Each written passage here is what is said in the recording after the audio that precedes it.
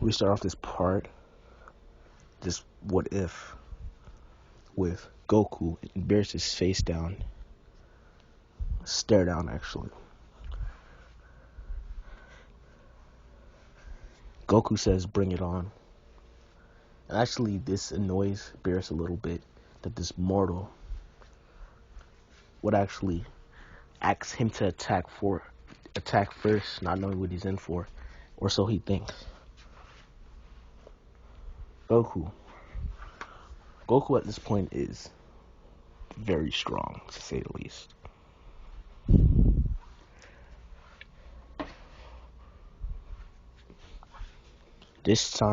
At this point,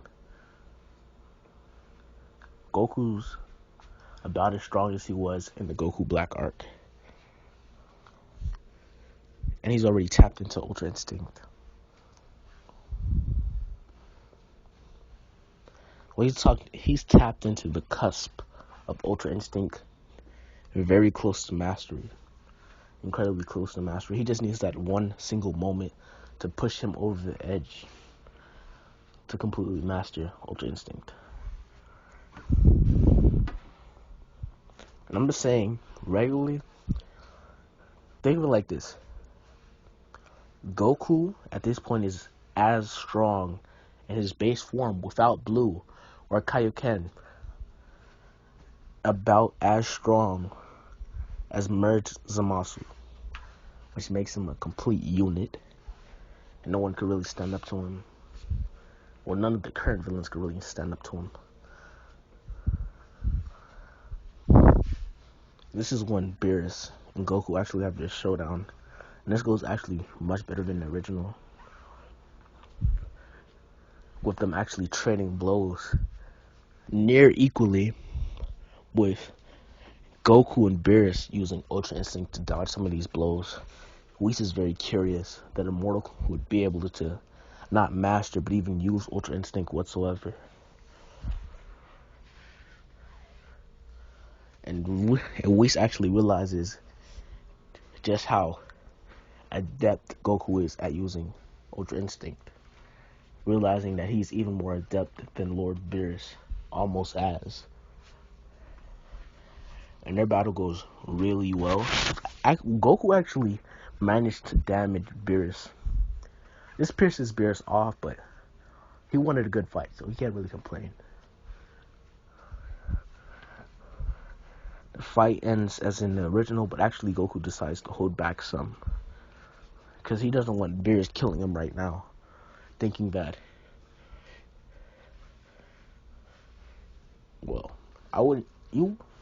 Beerus wouldn't kill him for being too strong. Anyway, he'd actually hold back, because he doesn't want to show his hand just yet, because he doesn't want everybody asking questions. So Vegeta seeing this, just in awe, and it hurts his pride, to say the least, realizing just how far the gap between him and Goku is. Just how far. And Vegeta's no pushover either. At this point, Vegeta's around 3 or 4 times stronger than Super Saiyan 3 Goku was during the Buu Saga. Casually.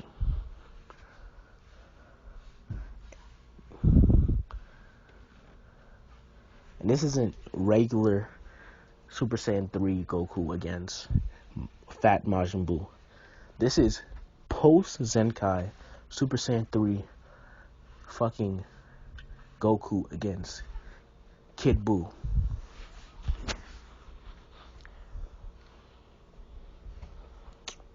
Okay. And then we get back to the story. And actually, Goku and Vegeta decide to train with Whis. Vegeta's actually very, very reluctant, nearly begging Whis to train him before Beerus gets to go ahead, because Vegeta realizes that he doesn't stand a chance against Goku. If Goku really wanted to, he could kill Vegeta or defeat him with a single finger. Something just fell. So they go on to Beerus' world to train for 2 years while Beerus takes a nap. When these 2 years are over, we're just gonna say, I'm gonna say it like this, okay? Goku actually motivated Vegeta to get even stronger, to push himself past his limits many times over. And this is where we're rolling around to Resurrection of F. We're gonna say it still happens. Because why wouldn't it still happen?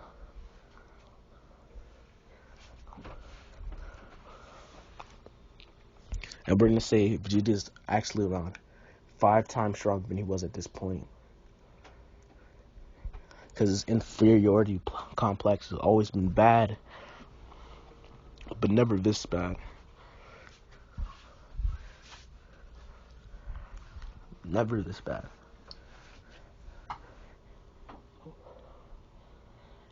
While in the original, Vegeta always thinks Goku's within reach, where Goku's just a few steps ahead of him. In this one, he feels that Goku's an entire ocean away. So he uses everything to overcome that distance. He trains many times harder for longer, barely sleeps. He just eats and trains, sleeps for maybe 2 or 3 hours. Just keeps it going every day. This is how he's actually able to get stronger. And actually achieve blue quicker. And he's not blue evolution yet. Because he's just not at that point yet. But he's very close. Very close. Because Vegeta at this point realizes that if he doesn't up his game to the maximum, that he's going to be left behind more so than he already has. He's always thought of Goku as a rival, but at this point, he can't even think of Goku as a rival. He thinks of Goku as somebody he admires. Someone who's just so much massively stronger than him that he needs to get to that point if he ever wants to validate himself as Prince of the Saiyans, as he always says.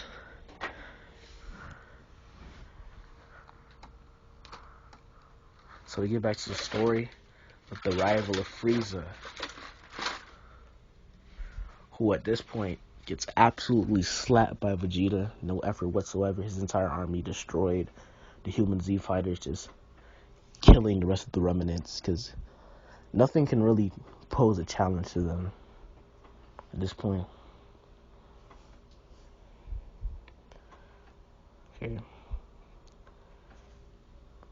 After this point, Goku and Vegeta go back to training for longer and harder for a couple months.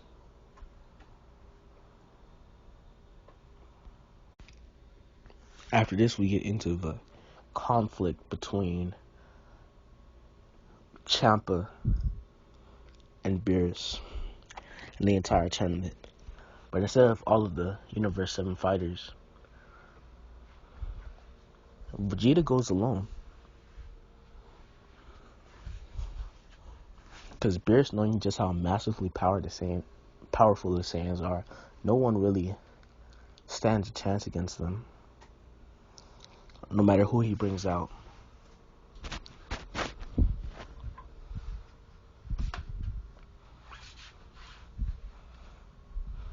So after this,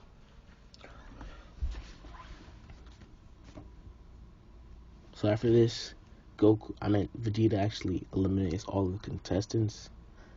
He teaches Kappa about Super Saiyan. I honestly don't like the Universe 6 Saiyans. They just spit in the face of Super Saiyan to me. A tingle in the back. So like, when Krillin, Goku's best friend, died, all Goku had was a tingle in the back. And it was over. That still kind of makes me mad. and saying that these no-name children Saiyans can go up against gods, that don't make no sense to me. But let's keep it going. Everything goes to the same as the original, except with Vegeta actually dogpiling through all of these Universe 6 Universe 6 contestants. That's when he runs into Hit. Hit actually comes at Vegeta with intent to kill, because he realizes that Vegeta isn't an opponent he can take lightly.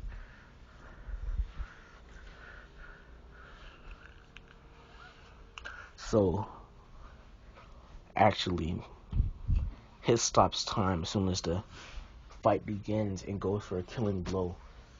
This is when something interesting happens. Vegeta takes all these blows, and then, give me a second. Okay, there we go. Vegeta takes all these blows, and he's actually in shock. He didn't realize something could kill him. And Hit is actually in shock too, because he's surprised that Vegeta didn't die from these attacks. So Hit continues his assault. Vegeta slowly dwindling down and realizing just how inferior he is to Kakarot. And he could tell just from witnessing Kakarot's power that Hit would be nothing to him. This makes Vegeta angry that no matter how hard he tries, no matter how much effort he puts in, no matter how much anger and resentment he has for Kakarot, he can't get over the fact that he thinks that he'll never be stronger than Kakarot at this rate. And this is when Vegeta's hair turns a darker blue, and he actually enters blue evolution. Vegeta at this point is just fuming with rage, and he needs somebody to take it out on. So he brutalizes Hit. It's not even a beating. He brutalizes Hit to the extreme. And then he steps off the ring. Vegeta, seeing faith in this new power, thinks that this will be a ship to help him overcome Kakarot. And we've actually just been talking about Vegeta at this point, because I feel like it's necessary to talk about Vegeta when Goku still has not to the same extent, a somewhat playful exterior, but don't get anything twisted. To his core, at this point, he's an Avenger. He's ready to avenge his universe. No matter how goofy he acts, he still trains many times harder than he did inside the original. He doesn't stop to do anything except for eat and sleep. That's it. He always trains to his hardest until he can't even move anymore inside the morning. That's if you think that Goku wasn't putting in any effort. In all actuality, he was. The same amount of effort as Vegeta, even though Vegeta was putting in a little tiny bit more. Less than 1%. And this is because Vegeta's pride will never let Goku be this strong. He'll never let the gap between him and Goku be this wide. So it pushes him past anything he's ever done. And he does everything he can to not just keep up, but to surpass Goku.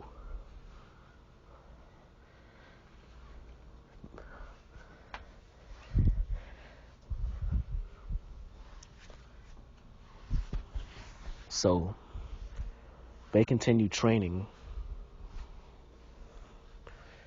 They actually start training individually, with Goku actually trying to get over the cusp and master Ultra Instinct. and actually coming and actually knowing the fact that as he is right now, there's not a very high chance that he could beat Jiren. There's actually a 0 to none chance.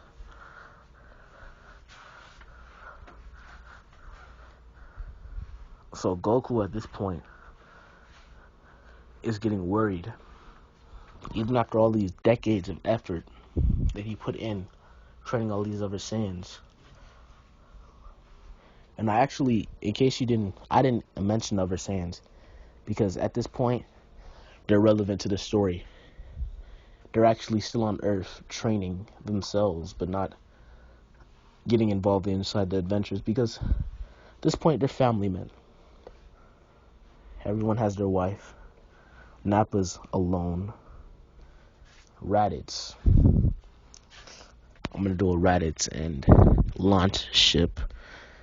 And we're gonna say Launch is still around because Akira Toriyama didn't forget her.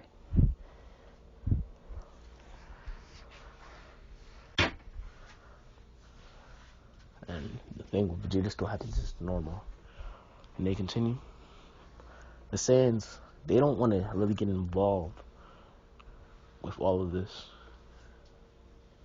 Even though they're still Saiyans, they realize just how weak they are compared to Goku and Vegeta. And that at the end of the day, if they fight any of these opponents like Beerus or Whis or any of these people, they'll just be dragging them down.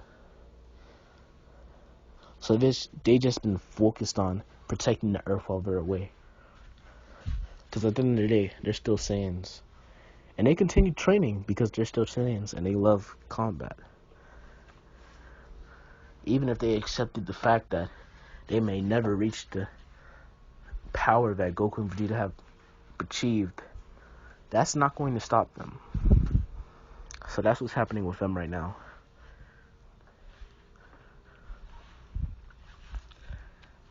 And Goten is actually stronger. And Gohan, he fell into the same thing that the original Gohan had. But actually he doesn't completely power down because Gohan actually does some light training. Maybe 2 to 3 times a week. Nothing too heavy or too harsh. Just enough to give him a little boost. Nothing too insane.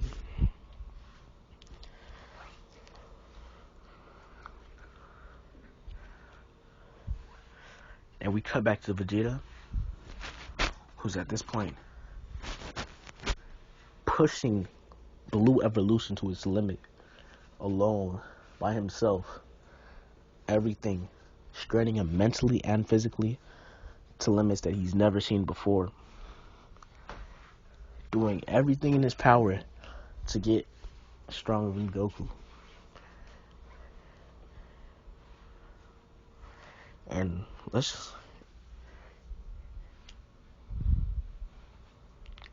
and he doesn't see Goku, like I said, he doesn't see Goku as a rival. He sees Goku as someone who he has to surpass, no matter what. And he realizes that just that Goku keeps getting stronger, and that even him now wouldn't stand a chance against this new Goku. From what he's seen with the Beerus fight, and he could tell that Goku wasn't using his full power, and neither was Beerus.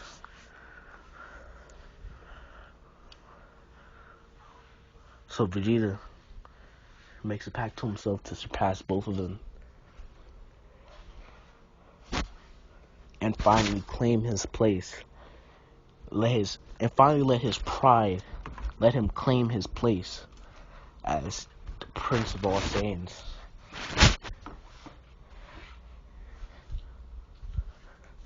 Okay, I'm gonna stop this part right here.